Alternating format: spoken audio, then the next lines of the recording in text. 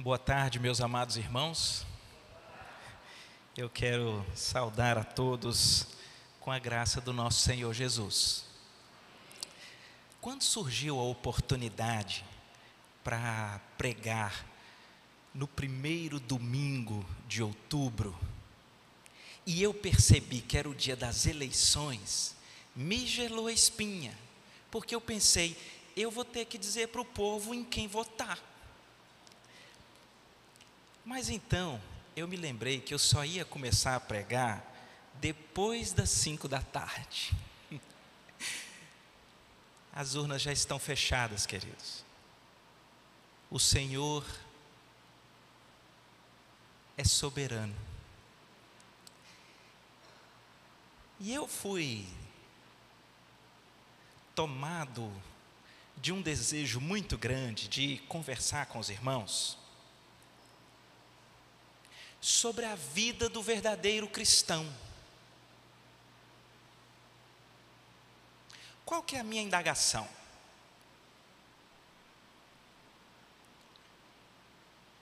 Como vive alguém que teve um encontro genuíno com o Senhor? Como vive alguém que conhece o Senhor de verdade, mas a situação do país é a pior possível? Então eu vou perguntar de novo. É muito possível, a gente, talvez você tenha um elenco lá de pessoas que você votou. É muito difícil que tenha um alinhamento vitorioso de cima a embaixo e de repente você tem lá as suas angústias, as suas tristezas. A minha pergunta é, e se for o pior cenário? O pior cenário, a situação que você menos queria. Pode ser no cenário da nação, pode ser no cenário da cidade, pode ser no cenário de onde você vive, no seu trabalho. A minha pergunta é, como é que vive alguém que efetivamente teve um encontro com Deus? Essa é a minha pergunta. Só que antes de eu fazer essa pergunta, eu acho que eu preciso primeiro fazer uma anterior. A pergunta anterior é: você já teve um encontro verdadeiro com o Senhor? Preste atenção, eu não estou perguntando se você é membro de uma igreja, se você é de uma família que tem 5 gerações que está na igreja, se você tem cargos na igreja, se você tem toda uma estrutura religiosa na sua volta. Eu estou perguntando se houve um encontro transformador com o Senhor. Essa é a minha pergunta. Para responder essas duas perguntas, eu queria ler com vocês um texto que deve ter um mês eu preguei nesse texto aqui na igreja. E na verdade a minha ênfase naquele momento era como se dá a conversão de alguém, como se dá esse encontro transformador. Hoje eu quero olhar para o mesmo texto e talvez fazer essa pergunta um pouquinho diferente, como é que vive? Como é que vive alguém que teve um encontro verdadeiro com o Senhor? O texto está lá no 2º livro dos Reis, no capítulo 5, abram lá por favor.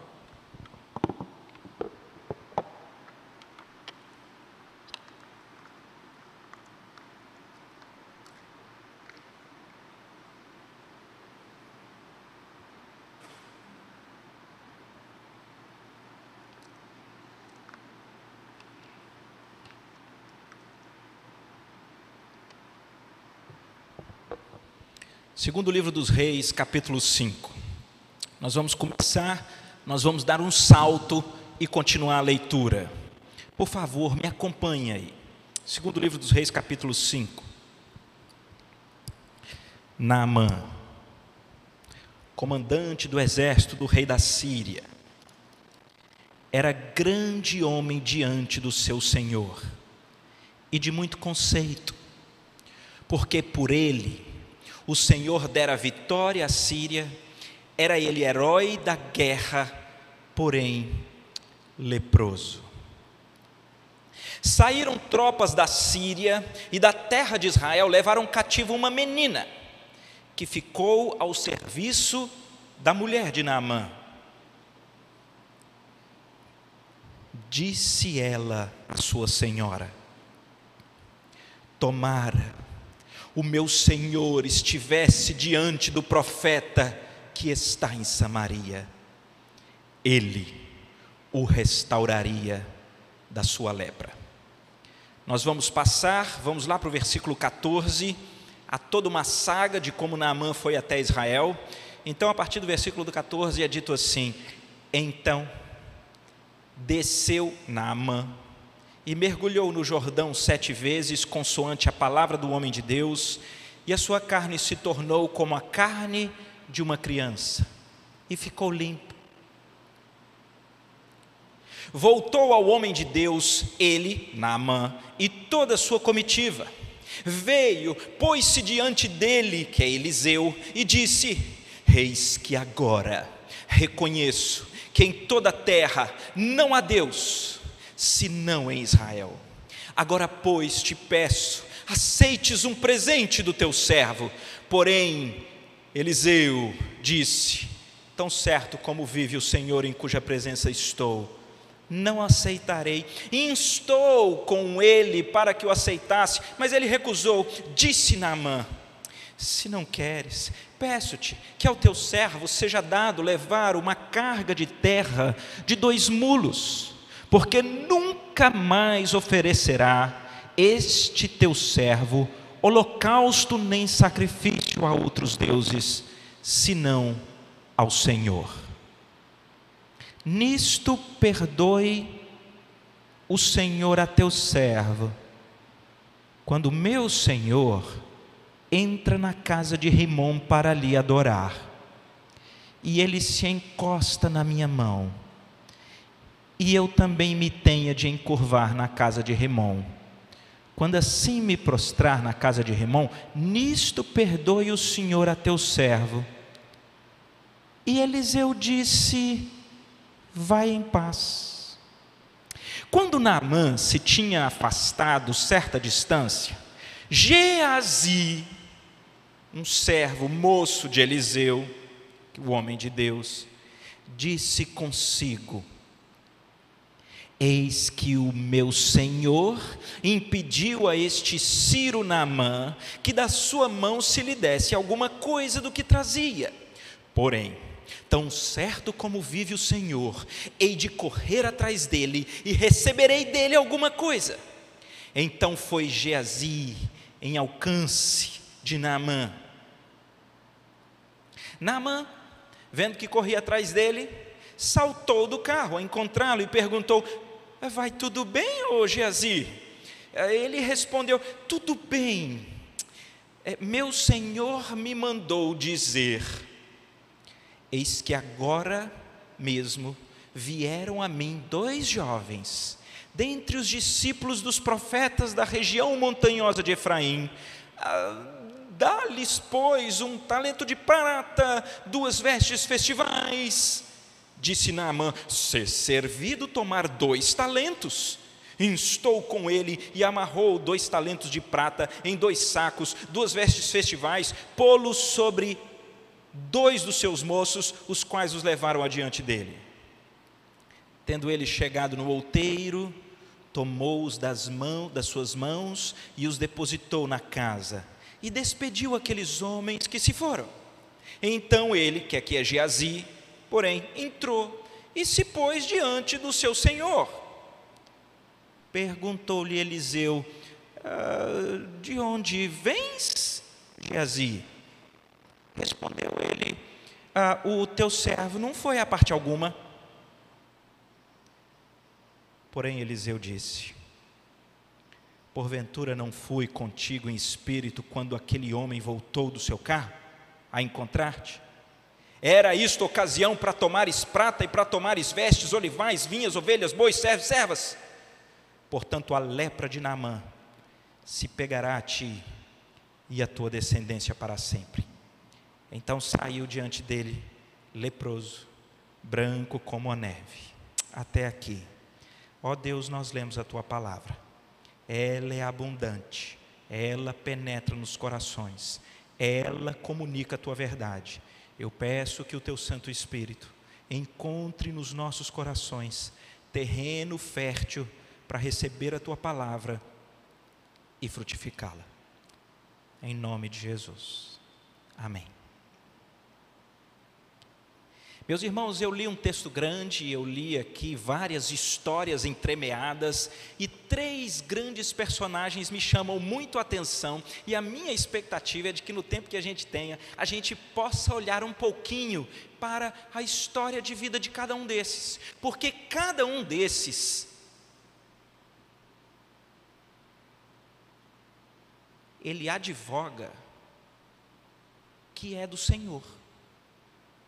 E nós então queremos olhar como vivem aqueles que são genuinamente do Senhor, especialmente em momentos de crise.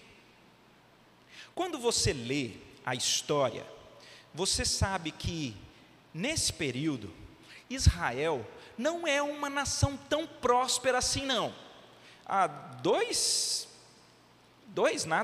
um capítulo atrás, no início do capítulo 4, nós conhecemos aquela história de uma viúva que está tão pobre, que ela já perdeu tudo, e os seus 2 únicos filhos estão sendo vendidos como escravo, porque eles não têm nada, e não têm nem o que comer. Situação difícil, uma grave crise financeira.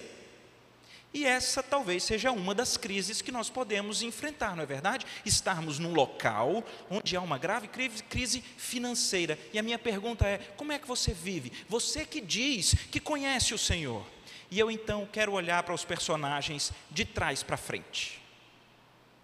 O último personagem que nós lemos, o nome dele é Geazi. Geazi, queridos, ele é o servo de Eliseu. Ele serve a Eliseu, ele é aquele que anda com o profeta, ele carrega a mala, ele arruma o jumento, ele puxa, ele está ali o tempo inteiro. Geazi ouve a palavra de Deus, não uma, não 2, nem 3, várias vezes. Geazi conhece, mas não é só isso. Geazi, ele tem experimentado o poder de Deus. Tem muita gente que fala: rapaz, se acontecesse um milagre, eu acho que aí mudava tudo. Deixa eu só comentar com vocês sobre Geazi. Geazi caminha com Eliseu e ele viu, por exemplo, as águas de Jericó se tornando saudáveis, quando Eliseu intercede e Deus purifica todas as águas que não eram saudáveis. Ele estava lá e viu.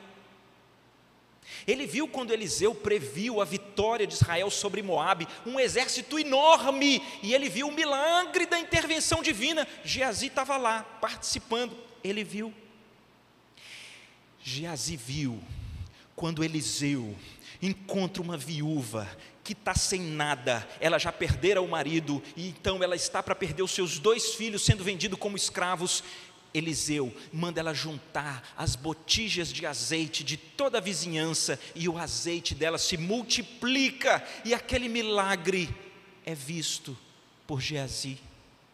Não é só isso, Geazi estava hospedado com Eliseu na mulher sunamita, aquela mulher estéril, que não tinha filhos, que Eliseu ora por ela, e ela tem filhos, e Geazi vê o milagre da estéril tendo filhos. Não é só isso, Geazi foi o primeiro a ser procurado pela sunamita quando o menino morreu. Geazi foi quem chegou primeiro na casa onde o menino está morto, com o bordão de Eliseu. Ele fica muito tempo com o menino. Se tem uma pessoa que era capaz de ter certeza que o menino estava morto, é Geazi, e nada acontece.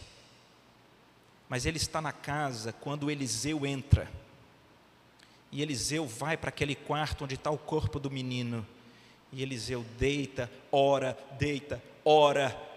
e de repente o menino volta à vida. Geazi viu. Geazi, ele tem todas as estruturas religiosas. Talvez ninguém teria uma condição de dizer: que é isso? Não, conheço Deus demais. E conheço, olha, se eu contar para você as coisas que eu já vi Deus fazer, você vai se arrepiar. Ele conhece a palavra do profeta, ele conhece o livro da lei de Deus, ele conhece o poder de Deus. Só tem uma coisa que ele não conhece na história até agora: ele não conhece Deus.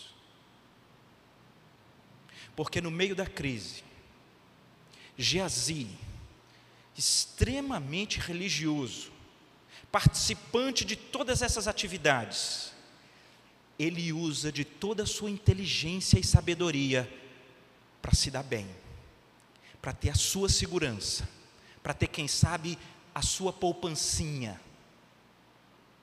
Vocês perceberam a história? Eu não vou ler de novo. Mas vocês perceberam como ele é extremamente hábil? Ele corre atrás de Naamã. Pensa comigo, se ele encontra Naamã e fala assim: Naamã, Eliseu voltou atrás, ele está querendo ficar com ouro, com prata. Ia pegar meio mal, né? Porque Eliseu foi tão enfático que não. Eu acho que do mesmo jeito, se ele corre e se ele fala: ô Naamã, dá alguma coisinha para mim, talvez não ia ficar também muito legal. Rapaz, que estranho, o cara vem, agora o cara está pedindo para ele. Então ele arma um engendro de sabedoria. Ele fala assim: ô Naamã, olha, foi Eliseu que me mandou vir. E veja, chegaram 2 coitadinhos lá do sertão, necessitados, carentes. Não é nada para nós não, é para eles.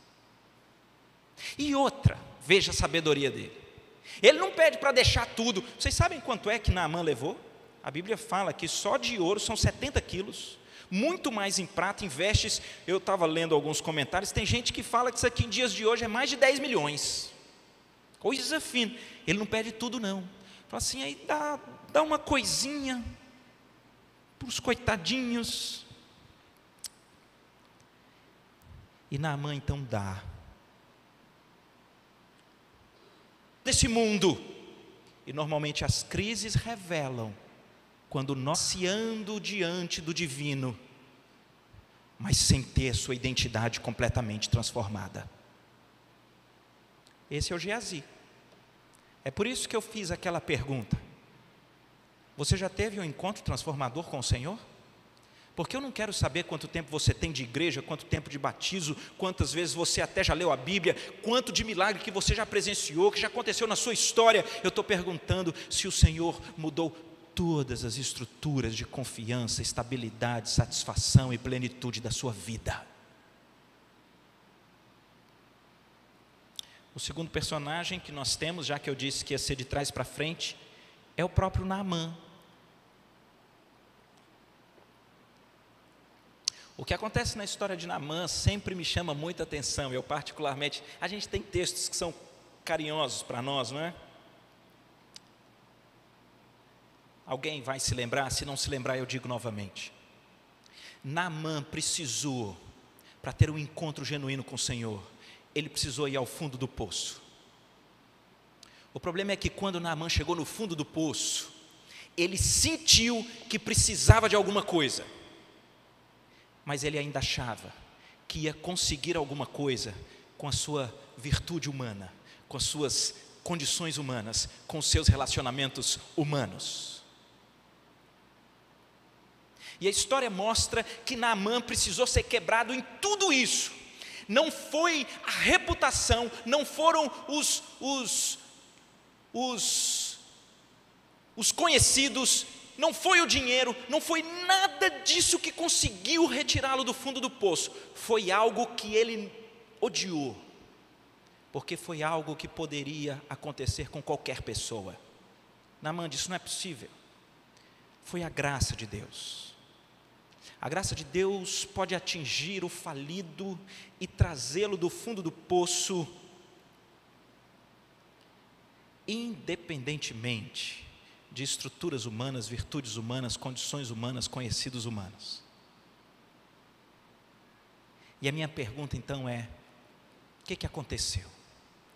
Como é que vive alguém que teve um encontro transformador? Primeiro que nós vimos, quando lemos aqui, que Naamã, ele não foi simplesmente curado da sua lepra, ele não teve simplesmente o seu casamento restaurado, ele não teve simplesmente o seu emprego almejado conquistado, ele não teve a sua saúde, não, ele teve uma completa e total transformação. E o texto mostra para nós isso, em primeiro lugar, quando ele volta completamente purificado, ele volta com a transformação do seu sistema de crenças. Naquela época, os povos todos criam que havia muitos deuses, muitos. Todo povo tem seu Deus, muitos tinham mais de um Deus. Então preste atenção comigo, se Naamã tivesse ficado impressionado e falado, rapaz, esse Deus de Israel é muito poderoso, palma, não teria mudado muita coisa. Ele teria sido curado, ele voltaria para a sua terra, para as suas estruturas normais de vida. Ele não diz isso. Ele diz, eu agora reconheço, no versículo 15, eis que agora reconheço que em toda a terra não há Deus senão em Israel. E a primeira coisa é essa: nós, quando temos um encontro verdadeiro com Deus, deixa eu dizer para vocês o que acontece. Não estou falando aqui de estruturas de idolatria como naquela época, que tinha Rimon, ou estruturas de deuses que são construídos. O que está sendo dito aqui é que quem tem um encontro genuíno com o Senhor, com a graça de Deus, ele tem profundamente transformado no seu coração seus sistemas de crenças. Não é mais o país ou a nação que vai poder lhe dar estabilidade, segurança, conforto, plenitude.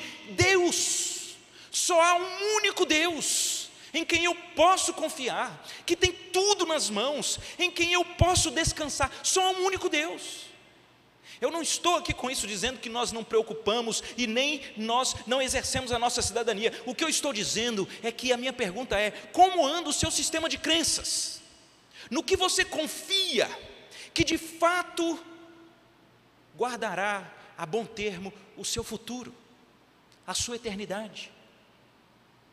Porque se você é mais um daqueles que talvez venha à igreja dizendo, rapaz, a igreja é bom demais, porque a gente vai pedir, uma ajuda, uma energia, a gente faz o nosso, que Deus dá um empurrão. Você talvez continua com o mesmo sistema de idolatria que a gente pode olhar que existia na Síria. Deus é o único Deus, Ele é que me satisfaz, eu sou pleno nele, eu sou seguro nele, eu tenho conforto nele, no Senhor. Segunda coisa que acontece, que eu acho muito forte: quem tem um encontro verdadeiro com Deus, a forma como você se relaciona com o dinheiro muda. O texto fala que quando Naamã vai para Israel, ele quer pagar. Ele quer pagar, ele tem muito dinheiro. Ele diz, quanto é aqui a cura? Eu vou pagar. Quanto é para comprar o rei de Israel? Ele vai direto no rei, eu vou pagar. Quanto que é para comprar o profeta? Quanto que é para comprar o favor de Deus? Eu vou pagar. Não funciona assim.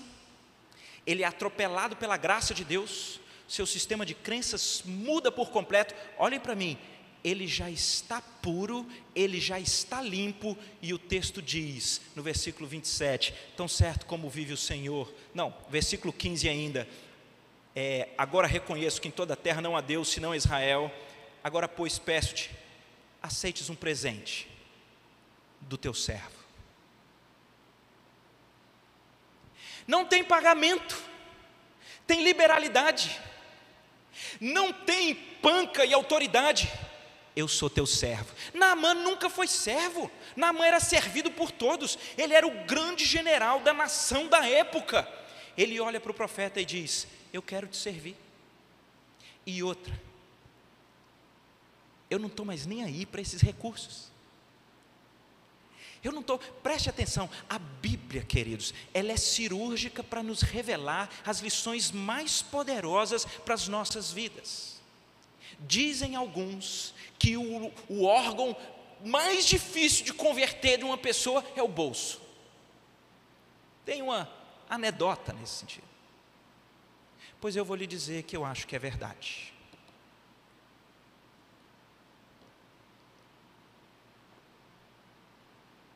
Mas talvez seja um dos pontos que mais pode revelar para mim e para você qual foi a extensão do encontro que nós tivemos com Deus. Porque se há um traço marcante na história da sociedade, é que o ídolo da nossa sociedade que mais tem embate com o Senhor é o dinheiro. Não é o dinheiro que vai garantir nossa estabilidade na velhice. Não é o dinheiro que vai garantir o nosso conforto. Não é o dinheiro que vai garantir a nossa felicidade. Você já se perguntou por que o Senhor Jesus, no Sermão da Montanha, quando ele vai falar de idolatria, ele fala das riquezas? E ele diz: ninguém pode servir a dois senhores. Ele está falando de idolatria. E ele termina dizendo: ninguém pode servir a Deus e as riquezas. Talvez é porque ele conheça o nosso coração. Talvez é porque ele saiba que, assim como Geazi, é muito comum nós gostarmos do ambiente religioso, sermos conhecedores e virmos, enxergarmos, experimentarmos em muitas dimensões o próprio poder de Deus, mas no fundo confiarmos em reservas, em recursos que podemos ter. Naamã tem como um dos reflexos do seu encontro com Deus a liberalidade, o desprendimento. É presente. Eu não estou pagando nada, porque existem pessoas que são até fiéis, dão seus dízimos, dão ofertas, mas em algum momento ele bate e ele quer exigir alguma coisa da igreja, e não é raro quando alguém diz: mas eu dou o dízimo aqui, eu posso exigir.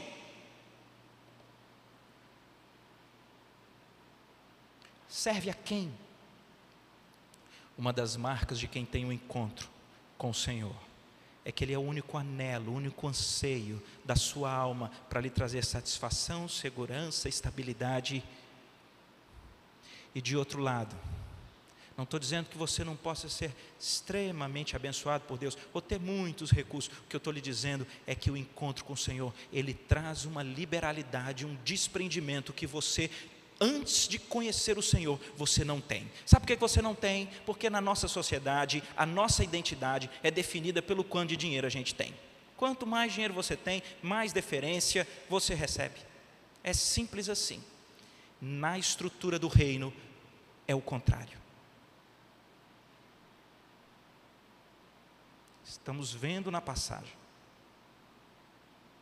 Mas uma terceira coisa aqui ainda na história de Naamã, que essa eu tenho até uma certa dificuldade de explicar, e se eu não conseguir explicar não tem problema, porque o texto está aí, e cada um pode ir para casa meditar.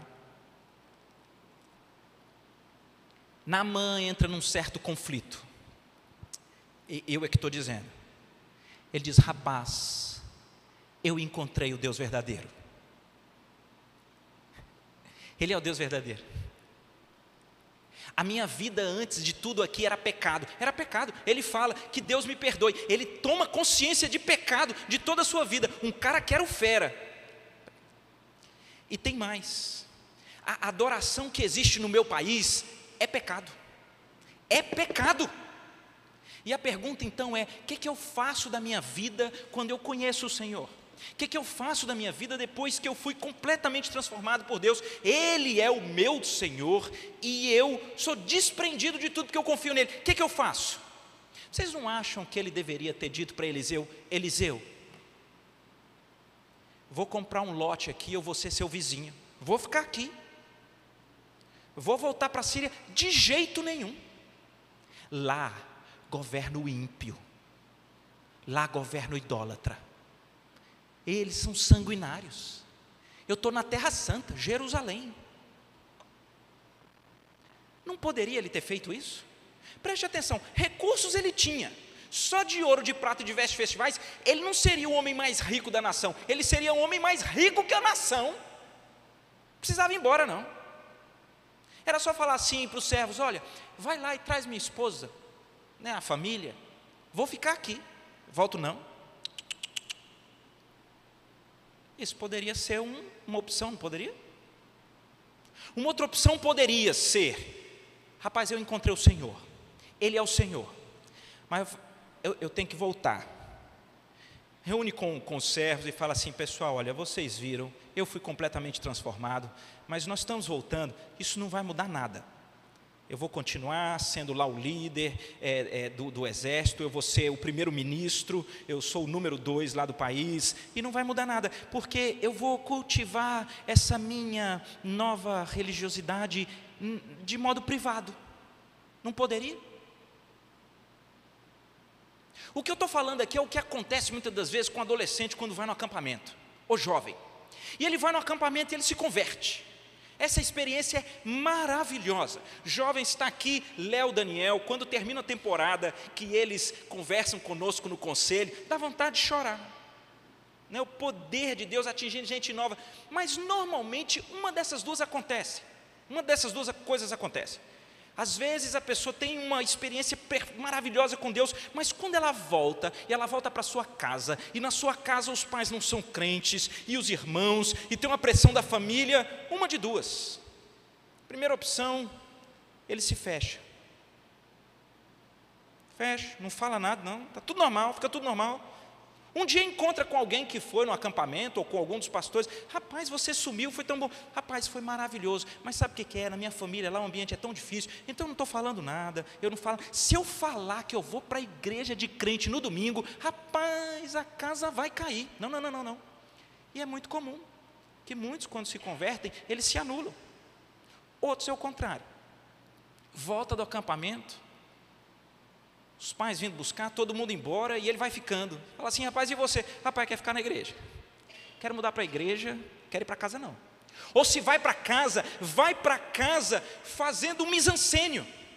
Chega em casa dizendo: vai para o inferno, e vira uma loucura dentro de casa, porque ele está tão inebriado com o que aconteceu, que muitas das vezes ou se priva, ou acha que é profeta.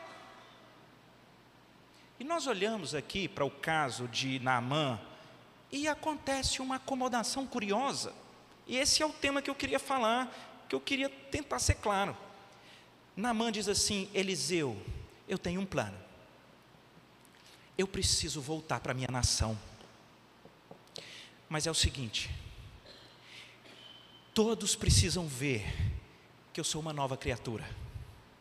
Eu quero levar dois mulos de terra, porque eu vou adorar ao único e verdadeiro Deus nesse montezinho de terra, e eu nunca mais vou fazer sacrifício aos deuses da minha nação. Não vou. Eu quero voltar para a minha nação, eu vou voltar para as minhas atribuições, mas eu volto uma nova criatura. As pessoas saberão que eu sou diferente, mas tem uma coisa: eu acho que eu tenho que voltar para as minhas atribuições. Eu tenho que voltar, eu tenho que ser primeiro-ministro, eu tenho que participar das estruturas que existem, cerimoniais, daquele lugar, porque é lá que eu quero ser diferente para Deus. Preste atenção, ele nem vira terra santa e vai morar em Israel, e ele nem se anula. Ele diz: nunca mais eu adoro outro Deus, nunca mais eu faço sacrifício a outro Deus. Isso é um negócio público, mas eu vou voltar para continuar sendo primeiro-ministro junto ao rei. Eu leio isso daqui como alguém que entende que a nossa missão, quando temos um encontro com Deus, é a missão do discipulado. A missão do discipulado é você saber que Deus lhe transforma para enviar. E para enviar para onde? Para enviar para onde você está. para enviar você para os níveis de relacionamento que só você vai ter. Eu lhe pergunto, quem é que poderia influenciar o próprio rei da Síria a conhecer o único e verdadeiro Deus? Só Naamã. Quem é amigo, goza da confiança e teve a natureza transformada? Naamã. E eu vejo a cena, Naamã volta. Eu estou pensando agora, Naamã, o que aconteceu? Rei, eu encontrei o único e verdadeiro Deus, é a Ele quem eu adoro, eu estou aprendendo mais sobre Ele, a gente pode conversar. Espera aí, mas você vai mudar para Israel? É isso? Você agora vai ser do deles? Não, essa aqui é a minha nação, quero viver aqui, estamos organizando o exército, temos um novo planejamento estratégico, quero que o rei venha, no PowerPoint que nós participamos, eu participo das reuniões, e ele está dentro da nação, influenciando com a sua nova identidade. O que eu quero dizer, queridos, mais ou menos assim, às vezes você milita num ambiente que há impiedade. Você sabe que talvez há rodas e há ambientes que talvez por uma vontade própria você não estaria, e às vezes você adota uma das opções, ou você se anula, e ninguém sabe que você é um referencial de identidade diferente, ou então você se torna um intragável.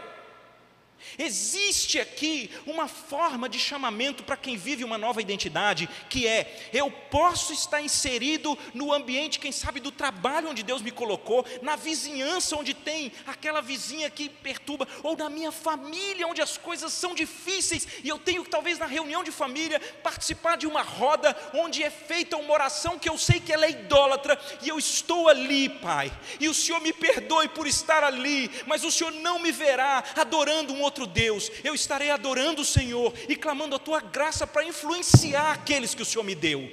Muda tudo, ele volta para a Síria de modo intencional. Você vive na sua família, você vive no seu trabalho, onde você estuda de modo intencional? Você simplesmente foge de quem não presta, ou você simplesmente ataca quem não presta, ou você discipula?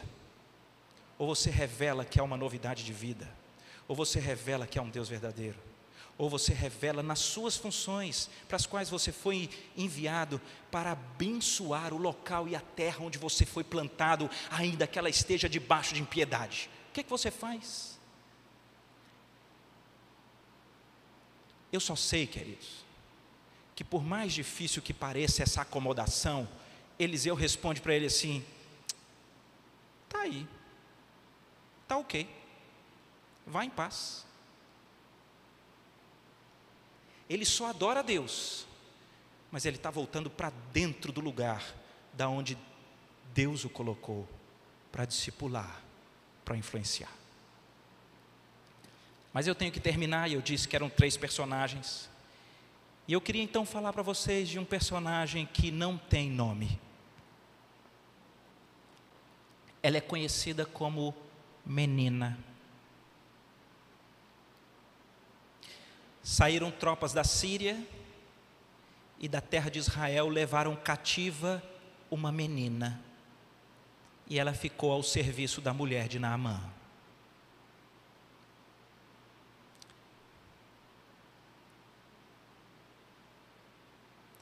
Para mim, se fôssemos escolher uma heroína, um herói do texto, é essa menina. Ela é menina, gente, menina. Alguns comentaristas dizem que pela palavra empregada, possivelmente ela tem até 13 anos. Mas espera aí, num período sangrento de batalhas, se o texto diz que saíram tropas da Síria e levaram cativa uma menina de Israel, como é que foi isso? Muito possivelmente, essa menina viu Naamã com seu exército matar os seus pais. Mas não só matar os seus pais, matar os seus sonhos. Matar os seus pais, matar os seus sonhos, matar sua esperança. Porque preste atenção, essa menina é levada para uma nação ímpia, sob um governo ímpio, e ela é levada como escrava, como menina, como uma jovenzinha. Ela é o subsolo da escala social, no meio de uma impiedade. A minha pergunta é: como que você viveria numa situação dessa? Se você entender que as situações mais atrozes ocorreram na sua vida, e você é fruto da conspiração do mal do universo, e você talvez esteja num local onde você perdeu todas as credenciais, todas as estruturas, ninguém sabe nem o seu nome, você se sente um lixo, você está no meio de impiedade, e parece que o governo é ímpio. Eu vou perguntar para você: como é que você vive?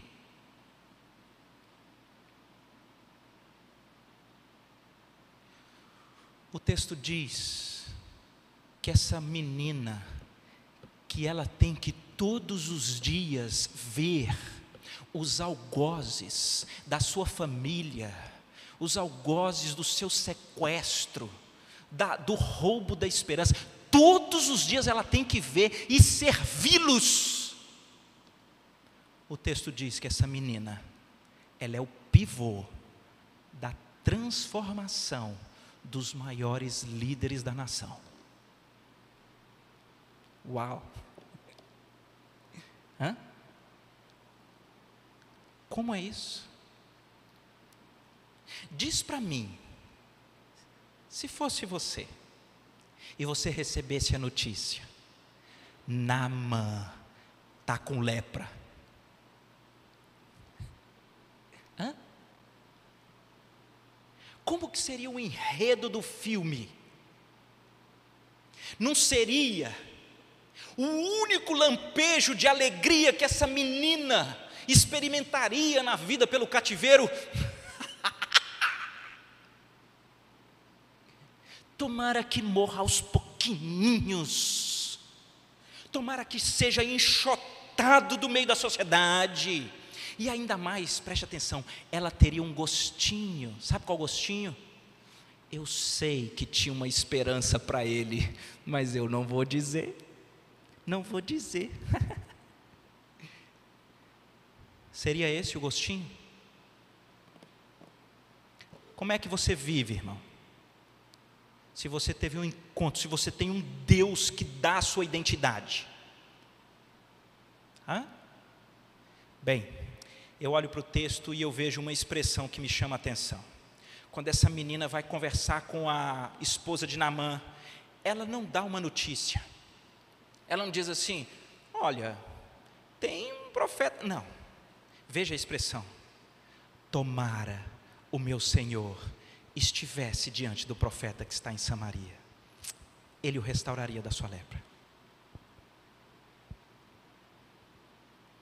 Isso não é uma informação. Isso é uma frase de compaixão. Tomara ele conhecesse o Deus verdadeiro. Precisava tanto conhecer. Como essa menina é capaz de ter amor e compaixão, queridos? Como é capaz? Eu vou lhe dizer como é capaz. É quando alguém foi encontrado pela graça transformadora de Deus. A sua identidade muda de tal forma que não serão as aflições, as tristezas, circunstâncias, fundo do poço desse mundo, que definem como você se relaciona com as pessoas. Não são as circunstâncias. O que define é quem Deus é para você, quem você é para o Senhor. É isso que define. E essa menina é capaz de exercer compaixão, amor, para talvez a última pessoa que nós acreditamos que ela faria isso. E a questão é muito simples: como é isso possível, Roberto? Como é possível exercer compaixão por aqueles que são os responsáveis pelas nossas maiores feridas, que parece que não fecham?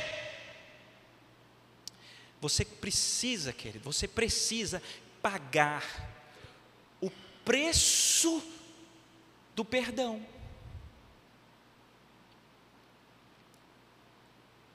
Deixa eu tentar explicar. Se um dos meus filhos, a gente está no restaurante, fala: pai, deixa eu ir comprar um chiclete, eu vi com o moço, é R$5. Tá bom, meu filho, dou R$5. E ele vai, Está dentro do restaurante, o guichê é do outro lado. Ele vai lá, aí depois ele volta, sem o chiclete e sem o dinheiro. Aí o que foi? Ô pai, eu perdi o dinheiro. Eu falei, mas não é possível, cara. Eu acabei de te dar. Então, eu saí correndo, mas aí quando eu virei, estava passando na televisão os gols, aí eu olhei os gols, quando eu fui que eu ia pagar, eu não vi mais o dinheiro. Eu tenho que perdoá-lo. E talvez esse é um perdão fácil, porque ele custa R$5. Fala, filho, tá bom, papai te perdoa, toma aqui mais 5. Se o mesmo filho cresce, ele é adolescentezinho, ele pega o meu carro sem falar, escondido, sendo que ele já tinha sido alertado para não fazer isso, e ele sai com o meu carro escondido, e numa das curvas aí ele capota o carro, dá perda total, e ele volta, ô pai, é que eu estava ouvindo sobre os gols, e aí capotou. E esse perdão, quanto é que custa? Já é mais difícil, custa mais. E quando roubaram a sua esperança, e quando traíram a sua confiança, e quando abusaram de você,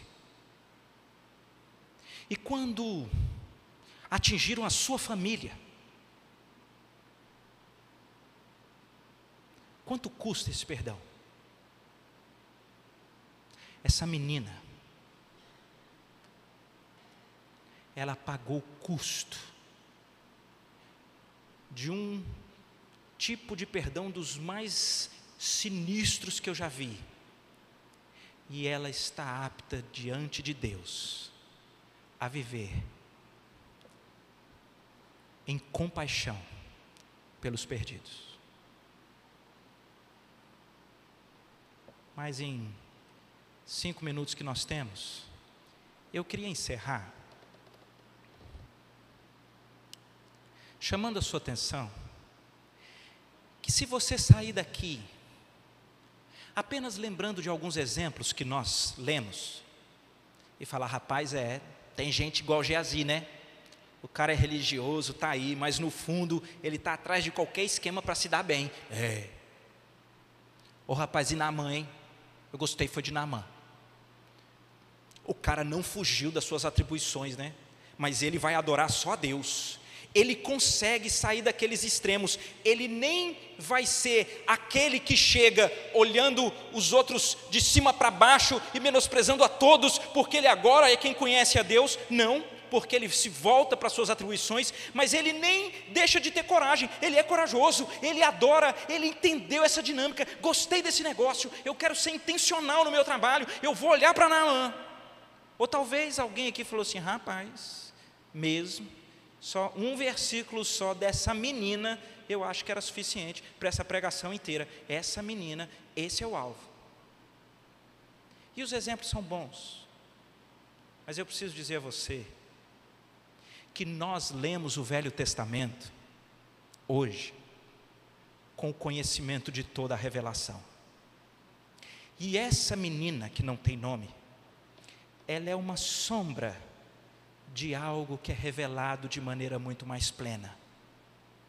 Ela sinaliza para algo que é revelado de maneira muito mais sublime. É uma outra pessoa que também deixou a sua nação e foi para uma outra, e que se tornou servo, e que também foi escorraçado, e que também foi enxotado, e que também foi cuspido. A Bíblia fala também de uma outra pessoa que experimentou talvez o maior revés por deixar o seu trono de glória e vir por vontade própria, mesmo sendo Deus, na condição de homem.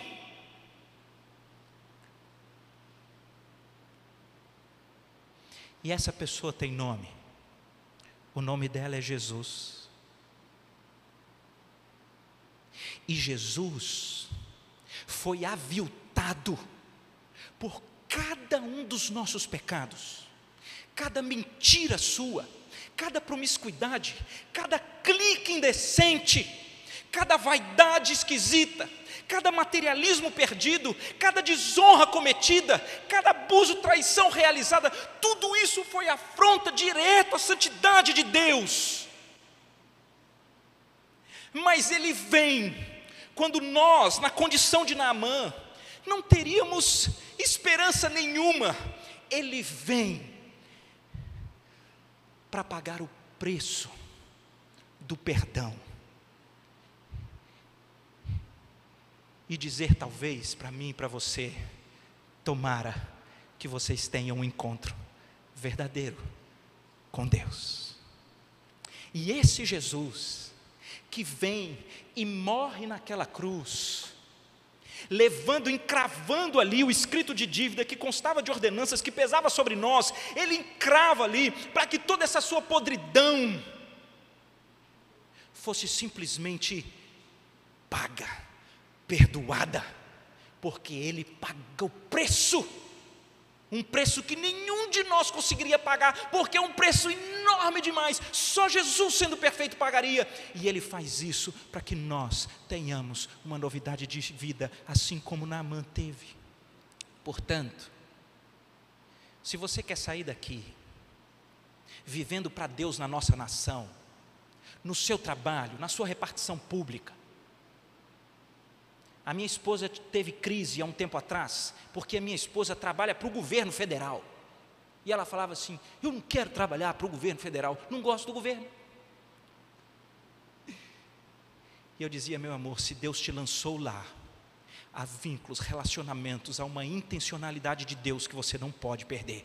Vai ser luz e vai transformar a nação a partir de onde o Senhor te colocou.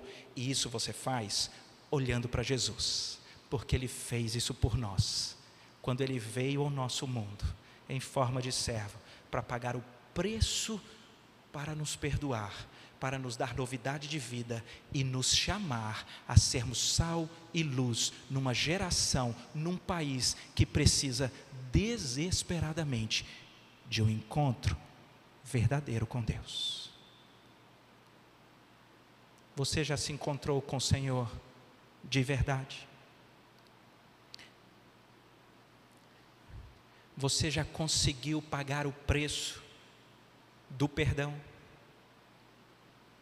Você consegue ter olhos de compaixão e de amor para aqueles que menos mereceriam?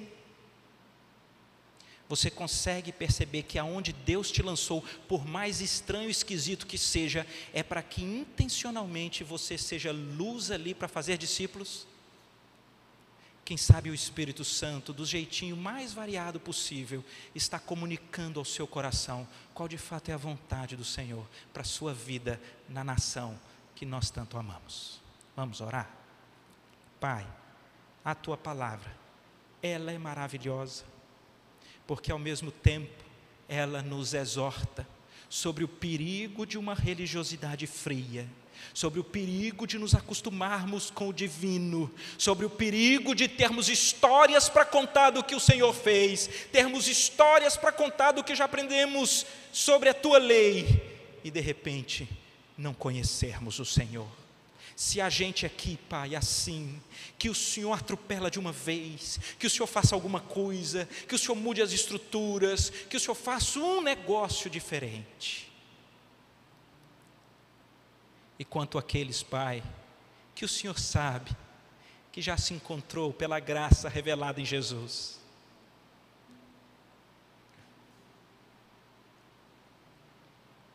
muda o nosso estilo de vida, traz uma intencionalidade diferente. Não deixa, Pai, que a impiedade que às vezes existe no local onde a gente trabalha sufoque a nossa intencionalidade de ser luz e discipularmos lá. Dá-nos essa intrepidez. Não permita que sejamos arrogantes da fé e nem agentes secretos da fé, mas que sejamos embaixadores de Cristo, como se o Senhor mesmo exortasse, disciplinasse, ensinasse por nosso intermédio. Ó Pai, converte o nosso bolso. Se tem gente aqui que ainda se define como identidade naquilo que tem, corta essa idolatria, Pai. Dá-nos uma liberalidade para abençoar conforme o Teu direcionamento, de maneira desprendida, porque nada temos trazido para esse mundo, nem nada dele levaremos, porque tudo que temos é do Senhor, Pai. Revela esse negócio para nós, para que a gente viva de maneira mais leve, na perspectiva de que toda satisfação, toda estabilidade, toda alegria, todo contentamento, todo conforto, toda plenitude, nós temos no Senhor e em mais ninguém e em coisa nenhuma. Ó Senhor, mexe com as nossas estruturas, em nome de Jesus, amém.